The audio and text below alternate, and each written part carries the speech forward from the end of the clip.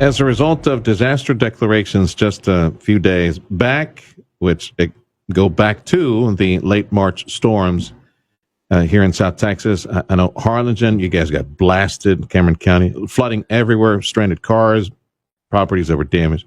So it got the disaster declaration finally, and Federal Emergency Management Agency, FEMA, opened up several offices and trying to connect folks who need some help with some of the funds available for that. So we have an old friend in the studio, emphasis on old. Joining us, Alberto Pillot is with FEMA. And I was surprised to hear you actually live in the Valley, brother. I've got a Jersey number for you going back years and years, but you live here in South Texas? That is correct. So you were through all that? Yeah, San Juan, Texas, yeah. The Jersey number was given to me when I went to Hurricane Sandy. Many years ago. He showed us an old picture with him, yours truly, and Freddie from like in 2016 or something like that. Some hurricane response thing. He brought some certificates of thanking us for all the work that we did. Yeah. We missed the call. Well, actually, we missed seeing you 2020 when we had the hurricane during COVID because nobody could see each other. That's right. So now, first time we get to see it in many years. Yeah. FEMA offices open all over the place. Give me a quick rundown, the list of the offices, where you have them, what time, and then explain to me what are they for? What can people do? Right. So we have it's called disaster recovery centers in all the counties that were affected, and the recovery centers I call a one-stop shop of information. We have FEMA there, we have the Small Business Administration disaster program there, we have each county's assistance there, state assistance, a variety of agencies that are partners with us that could be there to assist those that need assistance. So we have in Cameron County, we're at the San Benito Parks and Recreation building, located at 705 North Bowie Street in San Benito. And then they have the Harlingen Convention Center at 701 Harlingen Heights in Harlingen. So they have two centers there. Hidalgo County has three centers. Las Palmas Community Center, it's in 1921 North 25th Street, McAllen. And they also have the FAR Development and Research Center.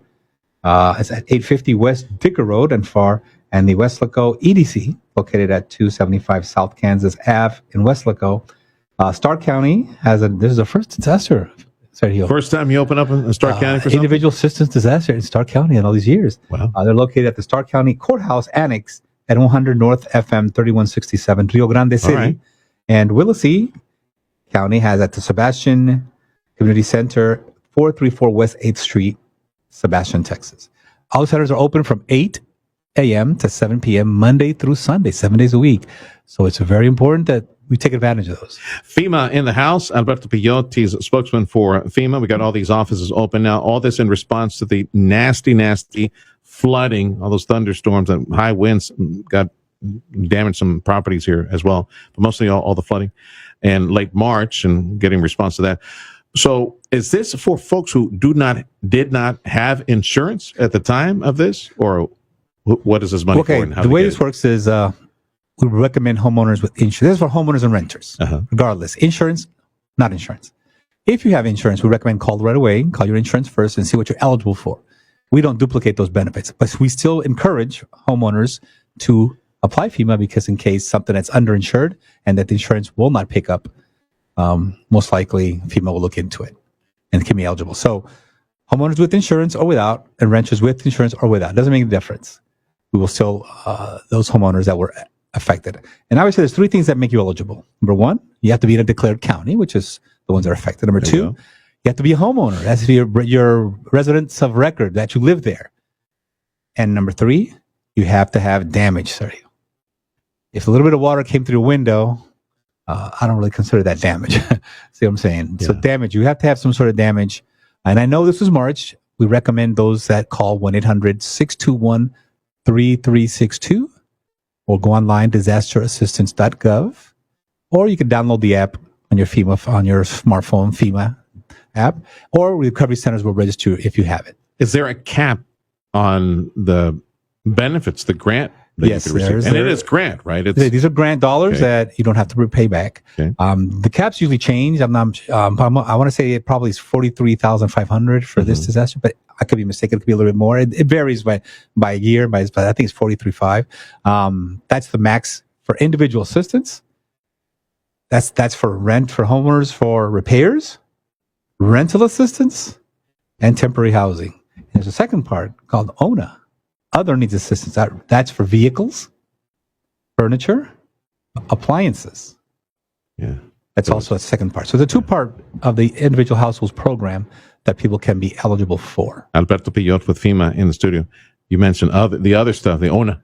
The ONA is the cars. Man, it got a lot of cars got flooded and ruined as a result. Do they qualify? Like I tell everybody, if you have a vehicle and it's your primary vehicle and it was flooded, and if you don't have 3 vehicles in your home, then FEMA's going to say, but you have 2 other vehicles at work. It's almost like your vehicle might not be covered. Okay. So let's think about that immediate needs. What is it you need right now to get you going to the impulsive recovery, the kickstart you to recovery? Yeah. We won't bring you back to what used to be, but we'll help you recover in the immediate needs. So we'll give you a little bit to help you. And then at the long run, then through SBA, through insurance, then you most likely put yourself back to whole as you used to be. And I'm glad he stopped by. Alberto Pillot from FEMA, part of the morning news program right now here on KURV. I wanted to ask you about scammers that are working the area. It's everywhere. I don't know who would fall for it, but there are people. So you need to have that conversation with family members and friends. Anybody who shows up without an appointment or asking you for money. I'm with FEMA. It looks real official. Like, it has a nice shirt and all that. So most likely all FEMA officials have a uniform and they have a badge that they show. And FEMA does not charge for any services. So somebody who charges for services. Okay, let's repeat that. FEMA does not charge for any services. They're in the business of handing out grant money. So right. let's. So somebody knocks on the door and says, "We were here. We needed $15 or $20 to do up." It's wrong. Shut the door. Call the police. Inspectors will call you. Yeah. Because remember, when you register online or you call that number, inspector. These are contract inspectors that will call you to make an appointment to see your visual damages, to show them receipts, photographs. Now, the important thing is that number, you will not recognize it. Like Fred, he didn't recognize my Jersey number. But those are probably inspectors trying to find you to say, I need to come by your home. Make that effort to answer it. Because if they call 3 times and you're not available, you're going to a hold queue. Yeah. And you're going to be sitting there waiting for FEMA to come by. You're talking about the phone number. Freddie didn't recognize it because it's still based in New Jersey. He thought it was a scammer trying to get some money from him. So these contractors will not ask for money either. They're from different parts of the state of Texas or any other state. Okay. And they're contract inspectors here to do the inspections. Okay. They might leave a message, say, call me back, this and that. I would hope so. And in this era where every phone number that comes in from out of town or some other place, you don't recognize it. It could be a scammer, right? So be careful. The way you know if it's an inspector, this is what I recommend everybody. If you call back or he asks you, hi, this is XYZ person. I'm an inspector with FEMA. I'm going to need to come to your home next Monday. You can say to this inspector, what is my 9-digit registration number? Which you've already received when you register. Yes, your number is 1, 2, 3, 4, 5, 6, 7, 8, 9. Okay, great. That's fine. So that's a way of knowing if an inspector. Also, if you make an appointment and this inspector shows up to your home, you could do the same thing. He has a badge. And he will identify himself as an inspector. Yeah. And he has a tablet usually, and he'll ask you for documentation such as deeds, if you're a homeowner, tax bills to prove occupancy. Right. And an ID card also to make sure. If you call back the number and the person has a Russian accent, hello, this is Peggy, then it's probably not somebody from FEMA. Well, we never know because these are contract inspectors. Okay, so. It's a call center. You just don't know where it's at. So, yeah, but that number of your application, that's what's key. They don't have it. You need to ask them to give it to you. That is correct. You have it, and they might have, and once in the registration, because they're calling you, there's all your information. Is your name, your address, your phone number, and the structure of your family, and your number is there. Don't give away any information to somebody that does not have your social security or doesn't have that registration number because there can be fraud. And fraud is everywhere, Sergio. I've been in many disasters. The elderly are the ones that always get because they pay up front.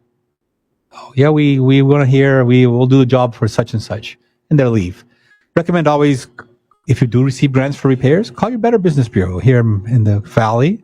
Make sure they're licensed, that if something happens, that they can find them. Do you have a list of trusted vendors that you provide? We don't promote vendors because once you receive your grant dollars, then it's on your own really to find who you want to do business with. Some people sometimes call me and say, hey, my neighbor, my aunt, my uncle, can he do the job? I said, hey, it's up to you. It's your grant dollars, but we recommend to always keep your receipts like 5 years for the future because audits could always happen.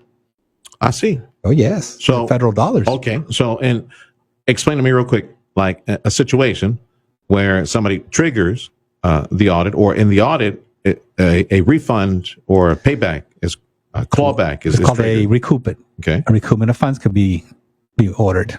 That would be a case where somebody makes a claim but never needed it, right? Oh, remember, you got people that make a claim of a house that never existed. It's not there. So that would be the situation. So there's a lot of situations that could happen, Alberto Pillot with FEMA here in South Texas. Office is open across the area and taking applications for, in case your property, your home, you had severe damage, severe flooding, and you need that grant money to just keep moving. How many more weeks, how many more days will your offices be open? Okay, well, the declaration was May 21st. It was the actual date of the declaration. Okay. And by law, 60 days from that date is the registration period. I think puts us into July 21st. Late July, yeah. So if you had damage, don't wait till July to apply, but do it now. Yeah. I encourage you to read every documentation you receive from FEMA. If you've already applied, if you already applied by phone and you're waiting for a determination, unless you really need to speak to somebody at a recovery center, or you have not. Now, one case, Sergio, that I've been hearing a lot is that in the colonias, the state of the county went around asking people to submit their ISAT. Is a system? Yeah, ISAT, something like that. Yeah. To put their damages because they were trying to add up the dollar figure of to be damages. to be able to eligible for federal assistance. Yeah. But ISAT doesn't guarantee them that they're applying for FEMA. Okay. And that is happening a lot. Remember, 10-4. I already applied ISAT. I gave them all my information. Before I let you go, anything else that we definitely need to mention in this conversation? 1-800-621-3362, disasterassistance.gov, or the FEMA app, Monday through Friday, 8 to 7 p.m. Alberto Pillot with the FEMA office here in South Texas. I was going to say, don't be a stranger. But then I was thinking, no, I better not say that, because if I see Alberto again, that means we had a hurricane and tornadoes and really nasty stuff. So the less I see you, the better, brother. Nothing personal. But as far as the less I see you for interviews, the better. You can stop by and we can eat a donut in the break room. That'd be fine. But good to see you again, brother. Thank you for the opportunity. Yeah, thanks for stopping by. Alberto Pillot with the local FEMA office.